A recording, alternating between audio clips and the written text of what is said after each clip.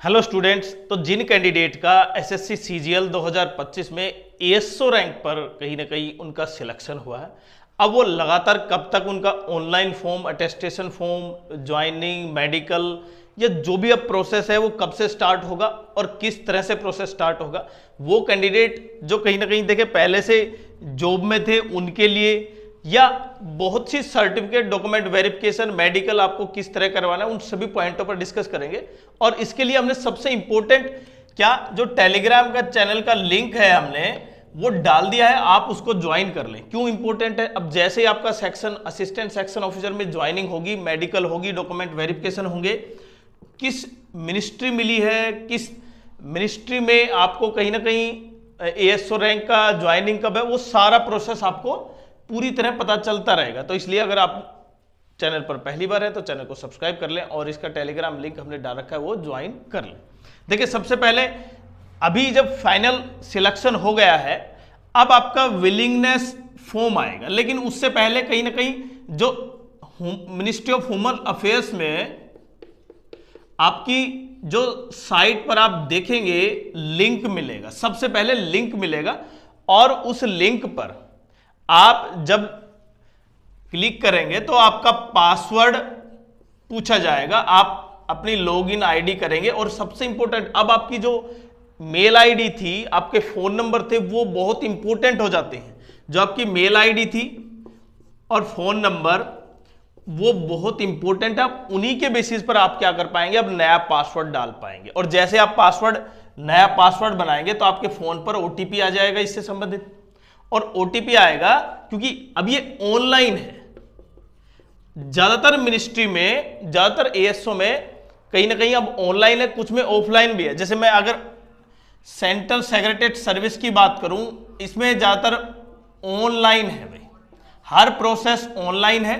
बाकी मिनिस्ट्री में कुछ डिपार्टमेंट में कुछ ऑफलाइन भी है और कुछ ऑनलाइन भी है, तो सभी का एक कंप्लीट प्रोसेस देखते हैं। लेकिन ज्यादातर फोकस रहेगा हमारा सीएसएस पर, क्योंकि सीएसएस में ज्यादातर प्रोसेस ऑनलाइन।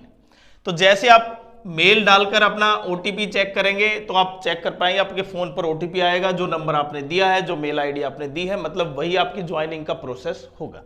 तो सबसे पहले आएगा विलिंगनेस फॉर्म, और विलिंगनेस फॉर्म आपको क्या करना होगा, ये सब ऑनलाइन सबमिट करने। आपको ऑनलाइन का क्या करेंगे, आप उसका स्कैन करके तब इसको सबमिट करना होगा। तो देखिए, विलिंगनेस फॉर्म वो होता है जब जिसमें आप विलिंगनेस है, मतलब आप चाह रहे हैं नौकरी करना एएसओ रैंक पर मिनिस्ट्री में। क्लियर? तो अगर आपने विलिंगनेस फॉर्म नहीं भरा तो इसका अर्थ यह है कि आप नहीं चाहते नौकरी करना, तो ये बहुत इंपॉर्टेंट है।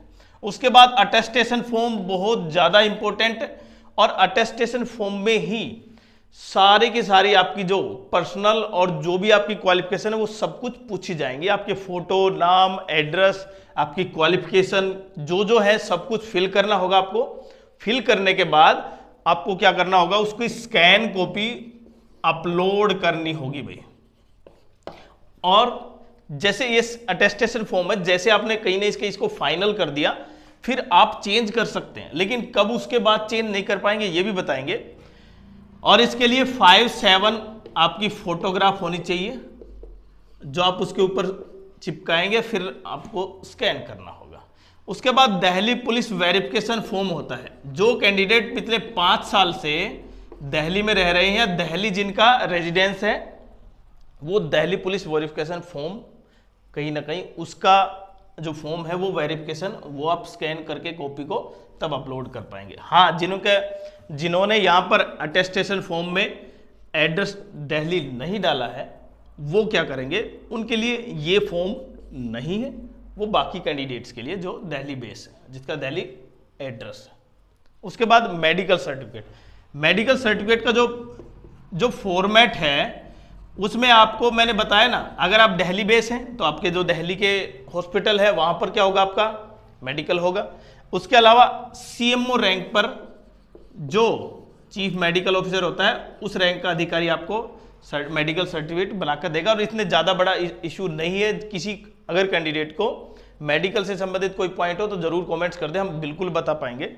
और जो बाकी एड्रेस, मतलब जिनका रेजिडेंस दिल्ली नहीं है, उनका जो होम डिस्ट्रिक्ट है, होम डिस्ट्रिक्ट है, वहां से जो मेडिकल ऑफिसर होगा CMO, डिस्ट्रिक्ट मेडिकल ऑफिसर या चीफ मेडिकल ऑफिसर, वही सर्टिफिकेट पर आपका अटेस्ट करके देगा कि हाँ ये मेडिकली रूप से फिट है। और जो जो प्रोसेस है नॉर्मल प्रोसेस होते हैं, चश्मे लग सकते हैं, इसमें कोई इश्यू नहीं है यहाँ पर। और फिर सबसे बड़ा पॉइंट आता है मिनिस्ट्री प्रेफरेंस। ये मिनिस्ट्री प्रेफरेंस, अच्छा ये ज्वाइनिंग प्री ज्वाइनिंग है, ये प्री ज्वाइनिंग प्रोसेस है ये, फिर मिनिस्ट्री प्रेफरेंस मिलती है आपको। कई बार ये बताया जाएगा कि इस मिनिस्ट्री में काम कम है, इसमें ज्यादा। जैसे ही आपने ASO लिया, आप ये चेक करेंगे किस मिनिस्ट्री में काम कम है, लेकिन ऐसा नहीं है, हर मिनिस्ट्री में काम लगभग उतना ही है। आप जिस डेस्क पर काम करेंगे वहां पर थोड़ा सा ऊपर नीचे काम हो सकता है, ज्यादा इतना डिफरेंस नहीं रहेगा। इसलिए आपको चाहे कौन सी भी मिनिस्ट्री मिले, और वो बाद में रैंडमली भी हो सकती है कि आपका जो एडमिनिस्ट्रेशन वर्क है वो आपको कहाँ पर मिल रहा है। मिनिस्ट्री आपको मिल जाएगी आप, लेकिन जो रैंडमली है आपका जो एडमिनिस्ट्रेटिव ब्लॉक में किस में, वो एक अलग पॉइंट है।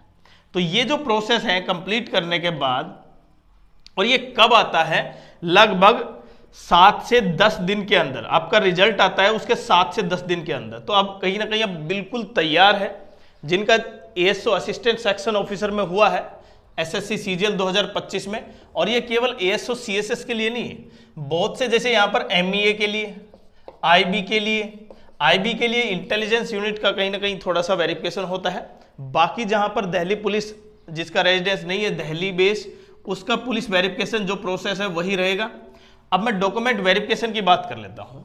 डॉक्यूमेंट वेरिफिकेशन बहुत इंपॉर्टेंट है। डॉक्यूमेंट वेरिफिकेशन आपको 10th सर्टिफिकेट जिसके आपकी डेट ऑफ बर्थ काउंट होगी वो ओरिजिनल, उसके साथ साथ 12th सर्टिफिकेट, उसके बाद आपकी ग्रेजुएशन की, और जिसमें डिग्री भी आपकी बहुत जरूरी है। जिन कैंडिडेट के पास डिग्री नहीं है वो प्रोविजनल डिग्री अपनी यूनिवर्सिटी से जाकर प्राप्त कर सकते हैं, डिग्री इंपॉर्टेंट है।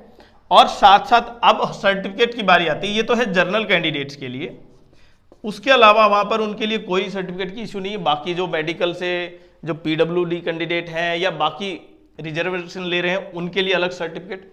लेकिन अब मेन पॉइंट आता है कि OBC, EWS, SC और ST। देखिए EWS के लिए, क्योंकि ये बहुत जरूरी है कि जिस फाइनेंशियल ईयर में आपने फॉर्म भरा है वहां पर आपका सर्टिफिकेट होना बहुत जरूरी है। यहां पर डेट इंपॉर्टेंट नहीं है, आपको ये ध्यान रखना है।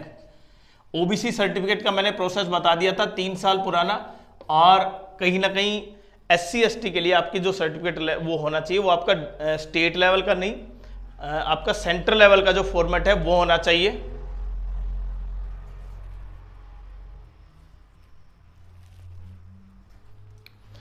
और इन सब पॉइंटों के अलावा मैंने जो भी यहां पर किसी कैंडिडेट्स को किसी भी तरह की कोई क्वेरी हो, किसी भी डॉक्यूमेंट से संबंधित या किसी भी मेडिकल से इश्यू है, तो आप कमेंट कर सकते हैं, हम आपको जरूर बता पाएंगे। और ज्वाइनिंग इसके बाद प्रोसेस लास्ट होता है आपकी ज्वाइनिंग।